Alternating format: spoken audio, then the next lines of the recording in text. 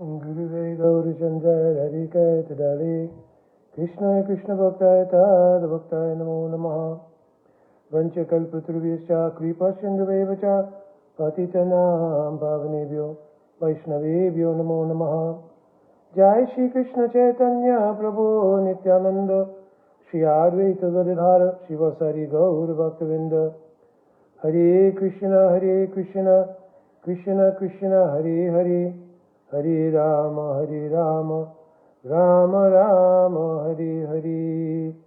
My Dandavat Pranam devotees and also Madhavatiti Kadasi Ki Jai. So I really wish I could have done this as a short, but I think it might have exceeded the time that is allowed to do those YouTube shorts. So I'm just doing a brief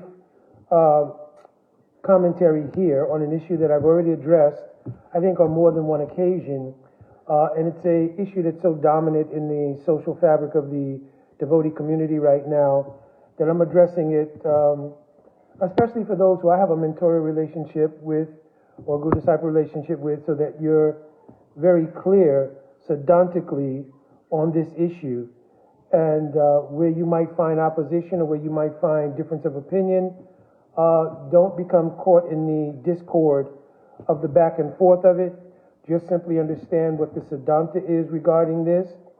And, of course, with these questions, you'll have the ammunition to, if the issue is pressed, to then see if these questions could be answered. And if they cannot, then you know that obviously the person trying to establish the opposing opinion, because it would be an opinion, not a Siddhanta, is not correct. So, that being said, let me get right to this because I have other services that I have to attend to. One is I'm giving 10 different reasons why the argument against Vaishnavi Diksha Guru, why that argument fails. So there are 10 different reasons. There's more, but I'm going to give 10 of why this argument fails.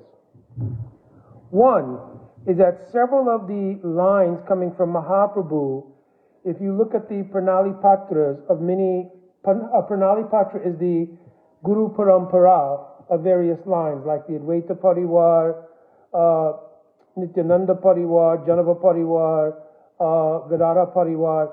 If you look in their lines, you will see that there are Vaishnavi Diksha Gurus in the line. So immediately it would say that either one, the whole line is now corrupted, right, which is my second point. Would you be able to say that these lines are all corrupted because they committed the opposite danta of having Vaishnavi Diksha Gurus in the line? More than that, number 3, we're in the Bhakti Vinod Dhara. Means we're in the special mood of the line coming from Bhakti Vinod Thakur to Bhakti Siddhanta Saraswati Thakur, etc. Bhakti Vinod Thakur himself is in Janava Parivar. The entire head of that Parivar is Janavama. Some give the argument that because Janavama is Shakti, she's Ananga Manjari, actually Nitya Shakti of Bhagavan, that this is something different. But when the associates of Bhagavan or Bhagavan himself descends to this world, they teach by their descent. They establish Dharma. Dharma samstarpan artaya. They're establishing Dharma. So it would be adharmic and opposite dantic and against Vaishnavism to then what to speak of having Vaishnavi Diksha Guru in your line, but to have Vaishnavi Guru as the head of your parivar. You understand? So if you give the argument that she's Shakti, then the descent of Bhagavan and his associates teaches what is Dharma. So how would that be a lesson in what is Dharma, right? Especially in the line of Chaitanya Mahaprabhu, to not only have Vaishnavi Diksha Guru, but that Vaishnavi, right, though it's Shakti, Bhagavan Shakti, is the head of the entire parivar.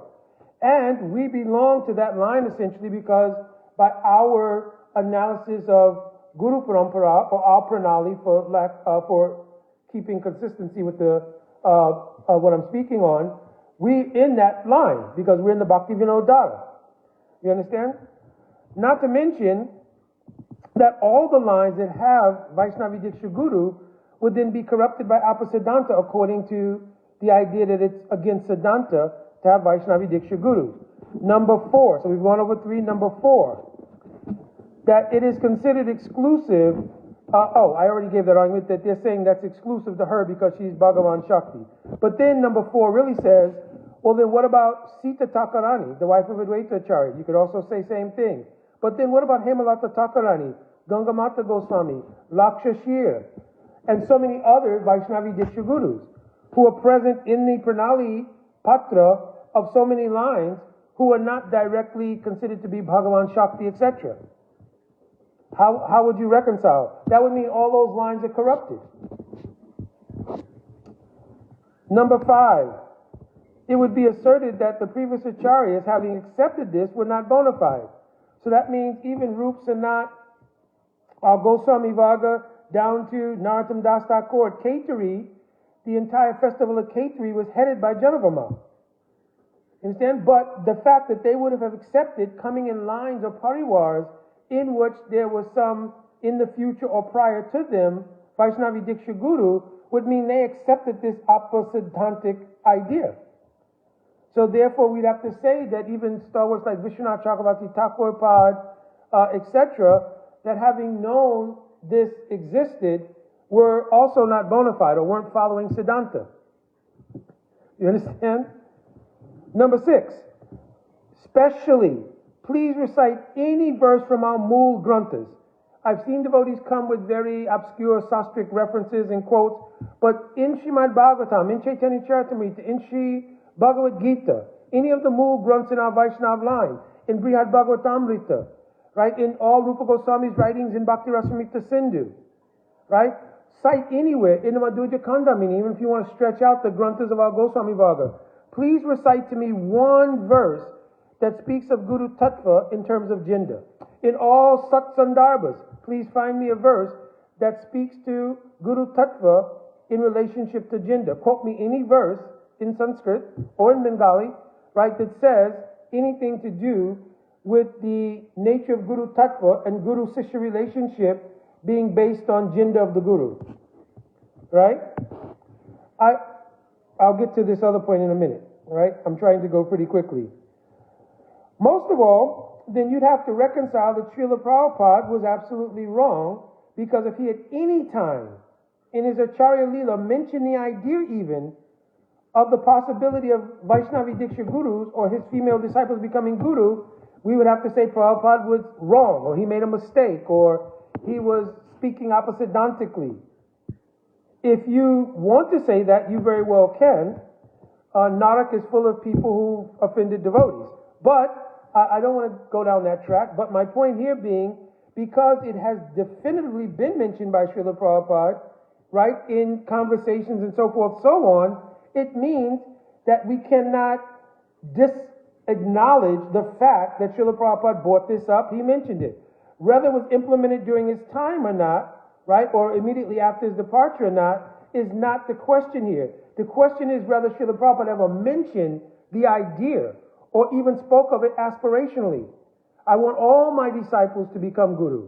Was that exclusive to the female disciples? What was the basis of Guru Tattva? Tadvari pranipatena pariprashnena sevaya upadekshanti te gyanam gyanyas tattva darshana tajmat gurum prabhajeta jigyasya shrayuttamam. Right? Anyone who has realization of Bhagavan, Mahaprabhu was telling, who can be Guru? Who understands Krishna Tattva, who has some realization Krishna Tattva, that person can be Guru. Mahaprabhu himself did not mention except for those who are in a female body. Right? So you have to find me some reference in our Mool Granthas that describe gender as a quality which would influence whether or not you can be Guru or not. Number 8. The reference that's always given in the 4th canto regarding Dhruva Maharaj's mother Suniti is a sort of false argument. One, because Suniti identified as Dhruva Maharaj's mother. She was not acting in the capacity of Diksha Guru. She identified, this is my son, and I'm giving him good instruction where he can find a sadhu. So she's considered to be his Vatma Padaksha Guru. You understand? Because she gave good instructions. But also, it's taking the entire Leela out of context. because Suniti is a part of a Leela in which she identifies as being the wife of Uttampad and the mother of Dhruva. She's not acting in the capacity of female guru. But now go back and look at those who did. Look at those who did act in that capacity. Understand? 9, very important. Srila Jiva Goswami and Bhakti Sandarbha makes it very clear that the relationship in guru and disciple should never be based on hereditary, customary, social, or ecclesiastical considerations. This is mentioned and reinforced by Al Srila Prabhupada in Chaitanya Charitamrita, Adi Leela 1, text 35 in his purport. He concludes like that. He says, the relationship between guru and disciple should never be based on either hereditary, customary, social, or even ecclesiastical considerations, which means it can't be legislated. But that guru-disciple relationship should essentially and particularly be a genuine relationship between a sincere soul searching for guidance and following Srila Rupa Goswami Pad's instruction to do Guru Padasraya and a bona fide guru. Well, who's bona fide? If all the Guru Tattva presented in Srila Prabhupada's writings doesn't give us clear indication of who is qualified, then perhaps we've misread Srila Prabhupada's books for all these years. All of the books state what is the qualification for being Guru. And essentially having realization is the foundational principle of being Guru. It never mentions there which there's adequate facility to mention, except if you're in a female body, except if you're Vaishnavi. You understand? So that means another thing, adding to the 10, would be that our Acharya somehow or another, and even Vyasadeva missed the opportunity to mention that. While quoting all the different verses on Guru Tattva and Srimad Bhagavatam, he forgot to mention, to say, except if you are in a female body. Lastly, a simple question is there. If you are aspiring disciple, are you basing your desire to obtain shelter at the lotus feet of a guru based on whether or not they realize Krishna or whether or not they are male or female? And by extension, you might as well go on. Should it be considered whether they're black or white? Should it be considered whether they're young or old, fat or skinny? Right? What material metric will you apply? You understand? So just like a once and for all to put this to bed, like at least for those especially who I have some relationship with, though I presented it pretty passionately, I just wanted to be clear that it is a false argument, the idea.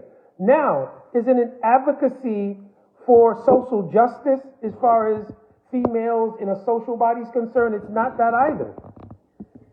It's not an advocacy for social justice. How many Hispanic gurus? How many black gurus? How many female gurus? How many gurus from this place or that place? It's not a social advocacy program. It's a program to establish Guru Tattva, and the fact that Guru Tattva has never been, according to Shastra, and never will be based on any kind of physical metric, but it is truly based on realization. You understand? If one has realization, beginning with Sastrayukti Sunipuna Dridashara Yandra, Uttamari Karise Tare Sangsara, if you have some realization yourself, and your Shraddha is fixed based on that realization, then Rupa Goswami says that person is also eligible to help others cross the path of samsara, which means by giving Harinam Diksha. More would be enhanced a situation if any Nitya Siddha has descended to this world and is performing the function of Guru. Oh, this is most ideal. If someone has become Siddha by sadhana, this is also ideal. So in any one of these three categories, a person can accept shelter to do Guru Padasraya, which is the entryway into bhakti. It has never been based on any kind of material metric. You understand? And in fact, right, the idea that just being in a male body and being Guru, how has that worked out for everybody? You understand? So there is no idea that the simple metric that, well, I'm in a male body, that's some brownie points towards guruship or something. And even the idea I am a guru, first of all, that's the first red flag you should note. If somebody either wants to be guru or thinks I am guru, that's the first red flag you should have around examining that person in terms of Guru Tattva. Guru is a function. Gu Shabdat Andakarasha, Ru Shabdat Andakarasha Nirodita. To remove the ignorance which has been the result of our association with the material energy from time without beginning is the function called Guru. Who does that function? Sadhu. Who is Sadhu? Jiva Goswami is telling. Sadnoti Sadayati Cha Krishna Prem Itti Sadhu. That person who has some realization of Krishna Prem. That person is a sadhu. That person can perform the function of Guru.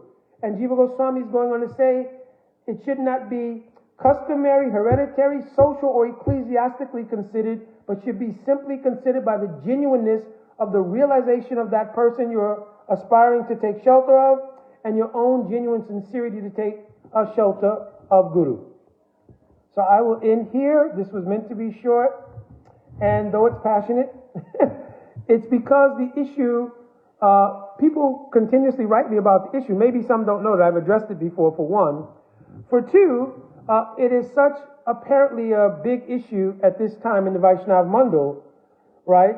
And there's all these different back and forths about it, and quoting, various things in support or non-support, etc., etc. But whether we individually support something or not is irrelevant to whether it is Siddhantic or not. If it is Siddhantic and we're aligned with Siddhanta, Siddhanta means a conclusive truth. Right? There are many people who don't even believe there's a God. Right? You understand? So that's a personal opinion. It is a Siddhanta that there is a God. You understand? So the idea of personal opinions on either side of the argument is not what's important, but what is important is what is the Siddhantic conclusion on this. And we can only draw Siddhantic conclusions from Guru, Sadhu, and Sastra. Guru, in this case, if we were to take the common consensus of Guru related to the ISKCON society or those who are followers and disciples of Srila Prabhupada, then Srila Prabhupada is by consensus the authority of Guru. Right? In Prabhupada's own statements he has made, he's spoken of all of his disciples being Guru. That was ample, and I would like to find a statement, right? Not the statement of the fourth canto where Srila Prabhupada is making a contextual relationship to the position of Suniti in that Leela. Find me a statement where Srila Prabhupada has categorically said, no, women should never be Guru. Just find me that statement. That Srila Prabhupada said categorically that they should never be women. Then it would be contradictory, because to say all my disciples and exclude those who are female disciples would be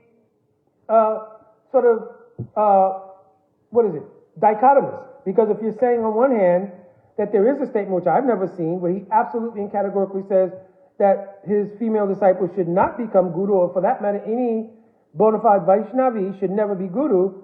I've never seen the statement, but if you find one, you still have to reconcile it with the fact that he's spoken aspirationally about all of his disciples, including Vaishnavi disciples.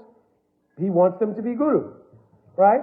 That is not a statement of, again, social justice somehow or another. Well, everybody gets a chance. It is still based in Guru Tattva. You understand? Secondly, sadhu. I've already mentioned we'd have to assess that all the sadhus on all of our Purvacharyas somehow or another missed this very important point and all accepted the opposite-dantic idea that they're Vaishnavi Diksha Gurus. Because they're in the parivar, they're in the lines of so many of Mahaprabhu's followers. Plus, all those lines would then be corrupted by that idea, if it should never happen.